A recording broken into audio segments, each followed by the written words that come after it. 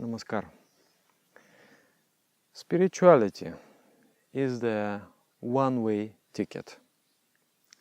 It is a very interesting concept. If you start to develop spiritually, then also there are chances of degeneration, and those chances, they are increasing very much. We human beings stay on the border between spirituality and animality. We have 7 chakras. 3 lower chakras represent animality. If you study their tendencies, the propensities of the mind hosted in those chakras, you will understand that they are completely animalistic. And 3 upper chakras, they represent spirituality, divinity, higher humanity, superhumanness. And Anahata chakra is actually humanity, where we are. Actually, where we are trying to be. Some of us already decided that we are going down, we are going back in our evolution. So human life is about deciding where do I want to move, whether I want to come back to the animal stages, to the materialistic life, or I want to make an effort and evolve into the world of spiritual ideation, into the world of spiritual bliss. This is what I want to be. I want to become bliss. I want to become love infinite. This is the challenge that I am taking. And we are in the between, and we are trying to decide. When the mind is primitive, there is a very little chance of degeneration, because that crude and primitive mind does not yet have that clear reflection of consciousness within. Their clearly reflected consciousness in the living being creates a thirst for infinity. Sometimes people, they don't know, they don't consciously understand what it is. They move about with their things, but then suddenly they start to feel this dissatisfaction, that whatever they get, whatever they have, does not satisfy them. They want something deeper, something subtler, something sweeter, something more of a more expanded order, more expanded nature. And they don't know what they want. So at that point of awakening, when you do awaken spiritually, is a very dangerous point. Because from that point on, you will either become divine, or you will become depressed, or you will become demonic. We have yoga believes in the reincarnation, that the mind reincarnate, that the mind lives for millions of years and slowly evolves from the simple-most beings, from the simple-most status of a bacteria or a cell to the advanced stage of humanness. So when we are now humans, we have reached the stage of humanness, but we pass through many animal stages. So we know very well how to be animal, how to enjoy the animal propensities. And we have almost no knowledge on how to enjoy the divine existence, how to enjoy bliss. We have no skill, no knowledge, no understanding, only very vague inner feeling that something must be there. This is what we also feel within. That feeling of dissatisfaction cannot be that is this it? This is all I can have? Money, fame, name, pleasures? Is this it? Is this all?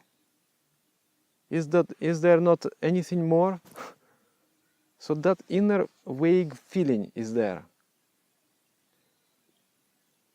And if you have followed the path of Dhyama-niyama, morality, means you maintained the harmonious adjustment with the environment and within yourself, you follow the path of truthfulness, you would know what you really want within, you would express that inner urge, and you would interact with the world in a harmonious way.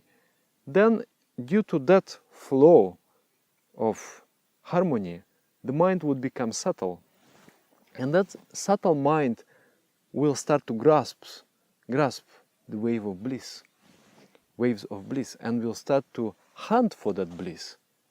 And eventually, guaranteed, the person will come on the path of sadhana, of conscious spiritual practice.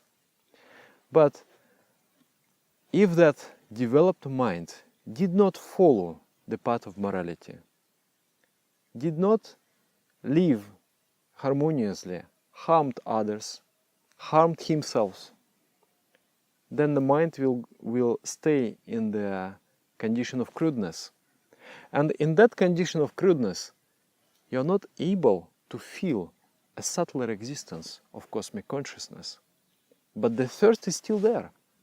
The thirst wants everything.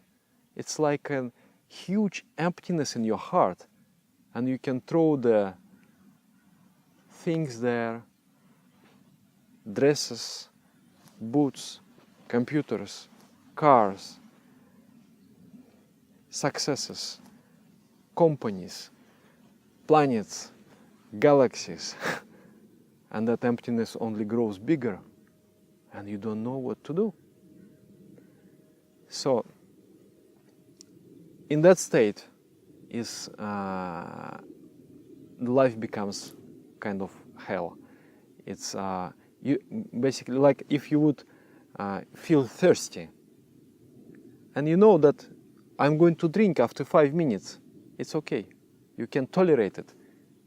But if you feel thirsty and nothing satisfies that thirst, then that life becomes a real burden. We hear today that many celebrities, some of them, they used drugs, they died, some of they committed suicide, and those were the most, I would say, developed people. They were not losers. They attained a success in life. They had everything. So what happened? Everything they had. They had families, they had children, they had success, they have recognition, they had fame and everything. Still they go through depressions and difficulties. Why is that so? Because developed human mind cannot be satisfied with anything material. Developed human mind longs for infinite happiness. And that is the very tilting point. So if at the moment of the awakening of the person, once you start to feel this emptiness, and now what it is happening all over the developed countries, because people, they get so much education, the intellectuality grows so much, there is such an intense intellectual cohesion and clash in the mind that the mind develops very fast. So they become complicated, they become complex, they become developed human beings. And those developed human beings, they find nothing of satisfactory nature. So there is a lot of depression, there is a lot of problem in the world. So if at that moment of awakening, you provide the person with the way, with the spirituality, with the practice of meditation, then he will feel the scent of the bliss and will follow that scent until he will finally reach the infinite ocean of spirituality. And that life is the most fulfilling life, most adventurous life, most beautiful life you can ever imagine, because that is the life of interconnectedness, interplay with the cosmic consciousness. It is not anymore human life, it is a divine, it is a cosmic life. So then all those problems, they are not there anymore, they are gone. But if for some reason, moving on the path of spirituality, you commit a crime, you go against Jama and Niyama principles, moral principles, then the mind is again going into the state of crudeness. And that in the state of crudeness, the mind does not desire spirituality. And mind again is pushed and propelled towards materialistic pleasures. So if you develop to some extent, then the possibility of downfall is even greater than for the primitive mind. Actually, primitive mind cannot fall so much. Only developed mind can fall. So it becomes, the more developed you are, the more important it becomes to practice spirituality daily. Whatever happens, you want it, you don't want it, you feel like doing, you're not feeling like doing. You must do it, because this will help you to keep the mind in a subtle state. And this will help you to keep yourself on the path of evolution, because the road of degradation is a very slippery. Just step a little and so it happens immediately. The mind can degrade very fast. So I would say spirituality is a one-way ticket. You buy the ticket on this train, you are not going to go out. You unpack your suitcase.